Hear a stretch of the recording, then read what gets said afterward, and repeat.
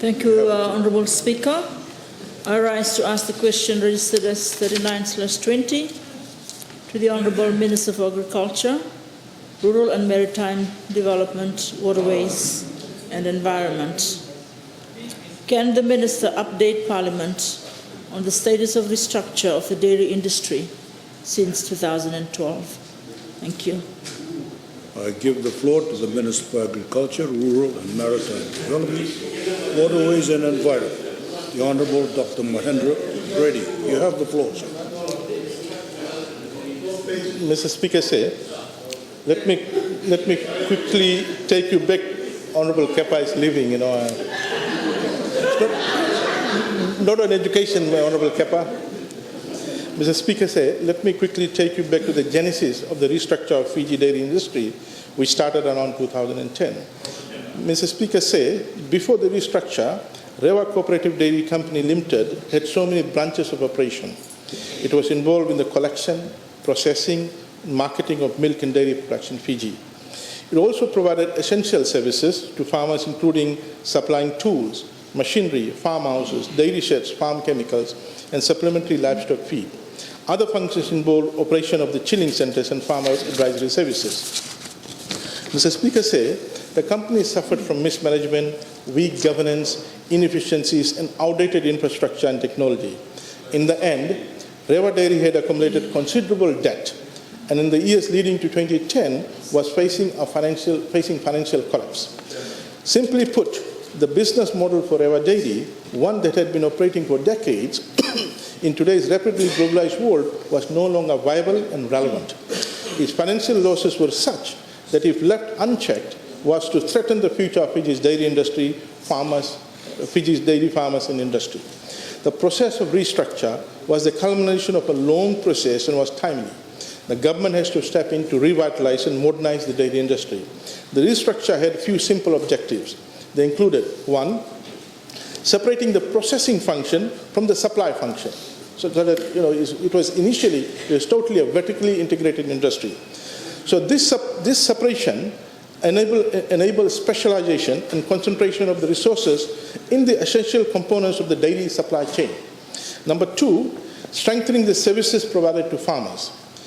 Mr. Speaker, with the creation of the Dairy Cooperative Company Limited, it was about providing dedicated services to the farmers, including milk collection, subsidization of farm inputs, such as supplement feed, farm advisory services, and financial support.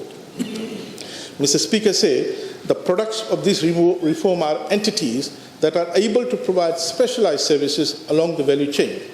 Mr. Speaker, today, milk processing in Fiji is operated by Fiji Dairy Limited, whose parent company has a considerable track record in the food industry in Fiji and the Pacific.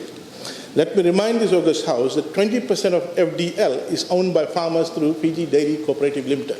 So, Mr. Speaker, the Fiji Dairy Limited, 20% of that is owned by farmers through Dairy Cooperative Limited. In the last 4 years, despite the considerable effects of bovine tuberculosis and brucellosis in the cattle industry, Fiji Dairy Limited has managed to pay out a dividend of 1.2 million annually to farmers through Fiji Cooperative Dairy Company Limited. This is a tremendous achievement, Mr. Speaker, when before there was no dividend payout to the farmers. Mr. Speaker, I know because I've looked at the financials. Order. Mr. Speaker, this restructuring process was not only about taking responsibility and driving concerted action in a troubled business, in this case sole dairy processor in Fiji, but it also about providing opportunities for farmers to be better served, yet to remain directly involved in business that provides significant comparative advantage. In FDL, this means farmers are part of a larger business with significant track record. Mr. Speaker, allow me to highlight in the August House other developments in the restructure. I refer to the animal disease, bovine tuberculosis and brucellosis earlier. Mr. Speaker, these diseases have been present in Fiji since 1960s.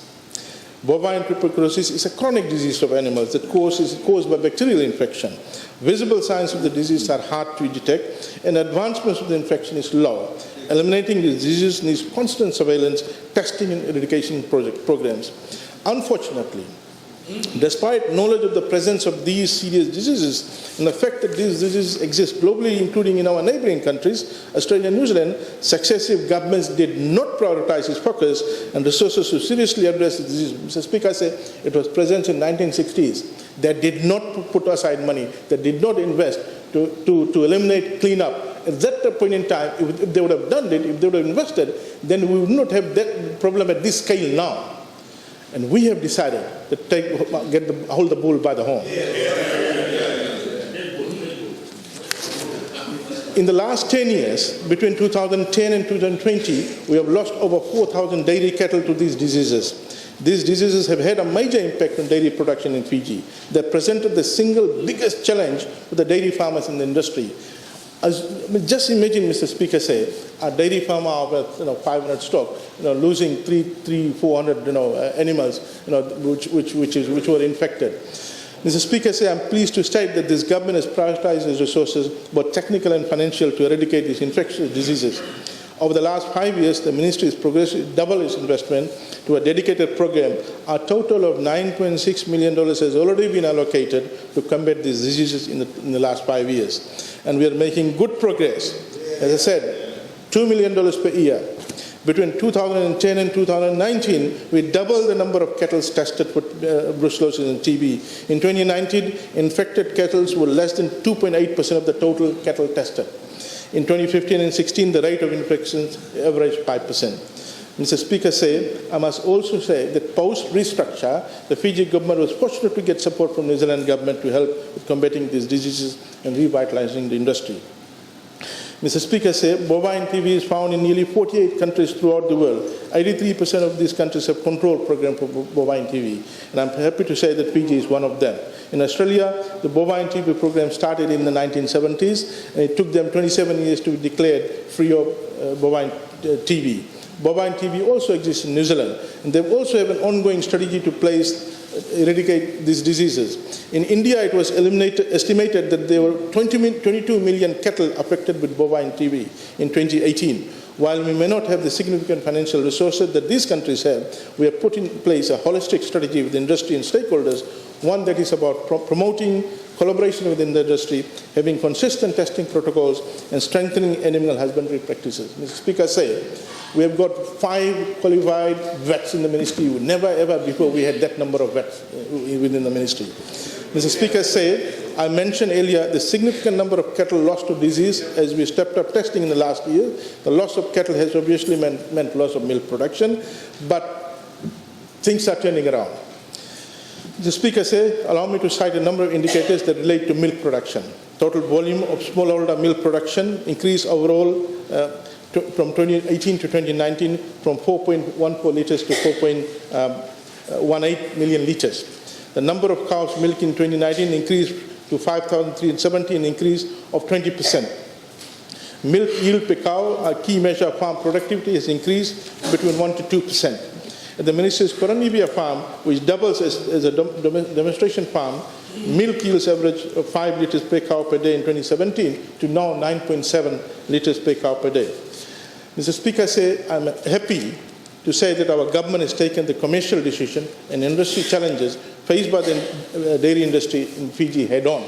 Much more remains to be done. Incrementally and progressively, we will deal with this issue to ensure that our beef and dairy industry becomes a leader in the entire Pacific. Thank you.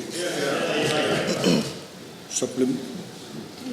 The Honourable Minister explained to the House how the restructure has impacted on milk production. Has the milk production gone up, stabilized, or gone down? Honourable Minister, you have the floor. Speaker let me read it out for him again. The total volume of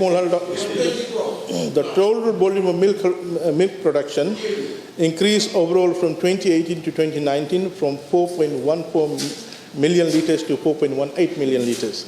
The number of it's in millions. It's in millions. It's in millions. It's in millions. The number of cows milking in 2019 increased to 5,370 and increased by 20.6%.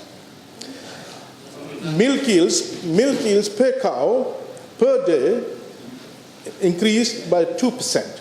At our own farm, Qionibaravi farm, it has gone up from 5 liters per cow per day to 9.7 liters per cow per day. We want this to transpose on the farm. This is 2.5 times higher than industry overall. Calf mortality, wow. Calf mortality. Do you know what mortality means? Calf mortality has fallen by as much as 50% in various farms between 2017 and 2019. The average standard plate count, bacterial count, of all milk supplied to Fiji Dairy Limited, a key measure of milk quality, was stable to slightly improved during 2019. Slightly improved. Mr. Speaker said, I think that's enough for him. Honourable Rondo, you have the floor.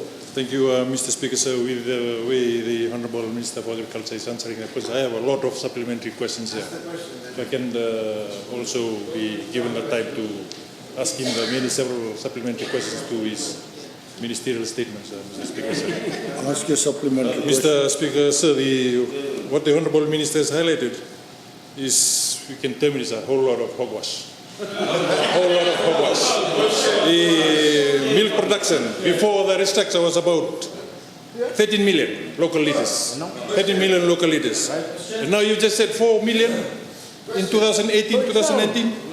And the... What's your supplementary question? Well, you misled the House. Like I said, the Honourable Minister, the Honourable Speaker, there's a lot of supplementary questions. Milk gate prices has reduced from $1. The question, Mr. Speaker, sir, to the Honourable Minister, can he ensure this House that government will give to the farmers $1.50 gate price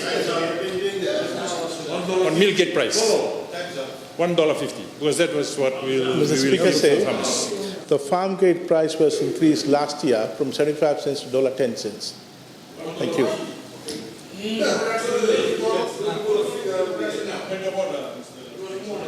That question, that answer, that price includes also the transportation costs.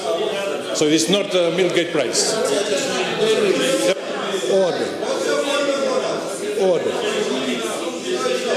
Price is less than $1. Order. Supplementary question?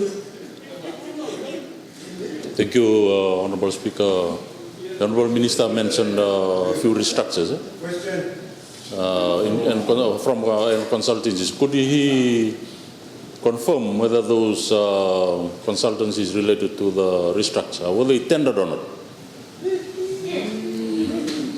Mr. Speaker said that is not related to this question. I don't think they can field in the next Parliament session that particular question. We'll move on.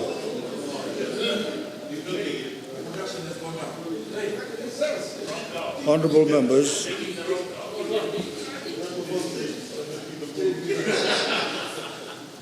members, I have been informed that the Honourable Rohit Sharma has withdrawn his question 40/2020.